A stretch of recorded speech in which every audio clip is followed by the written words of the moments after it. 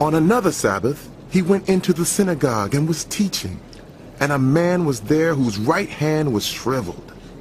The Pharisees and the teachers of the law were looking for a reason to accuse Jesus, so they watched him closely to see if he would heal on the Sabbath. But Jesus knew what they were thinking and said to the man with the shriveled hand, "Get up and stand in front of everyone." So he got up and stood there. Then Jesus said to them, I ask you, which is lawful on the Sabbath, to do good or to do evil, to save life or to destroy it? He looked around at them all and then said to the man, Stretch out your hand.